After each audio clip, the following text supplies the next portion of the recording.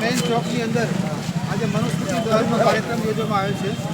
Manusmriti દહનનું 25 ડિસેમ્બરનો 1927માં doctor Baba Saheb આંબેડકરે આ મનુસ્મૃતિ નામના ગ્રંથનું દહન કર્યું. મહાડના એક મહાસંમેલનની અંદર 1927માં આ ગ્રંથનું દહન કર્યું. આ ગ્રંથનું દહન કરવા પાછળનું મુખ્ય કારણ એ હતું કે અસામાન્ય અને ભેદભાવ ભર્યા આ મનુ નામના એક બ્રાહ્મણે બનાવેલું આ એ સમયનું બંધારણ હતું અને હજારો વર્ષથી આ સમાજની અંદર જે આ સમાજનો મૂળ નિવાસી વર્ગ છે જે 80%થી 85% જેટલી મોટી જનસંખ્યા છે.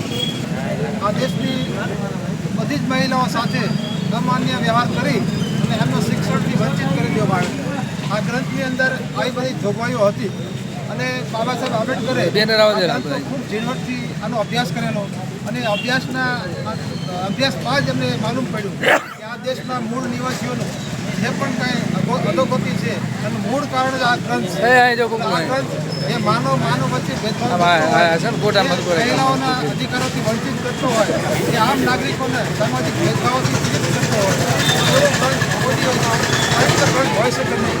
આ ગ્રંથને રદ કરવો પડે આ ગ્રંથને સળગાવવો પડે અને એવું સમજીને જ 1927ના મહાસંમેલનની અંદર 25 ડિસેમ્બરના રોજ આ મનુસ્મૃતિ નામના ગ્રંથનું દહન કરવામાં આવેલું. માં motor driving, safe and sure driving.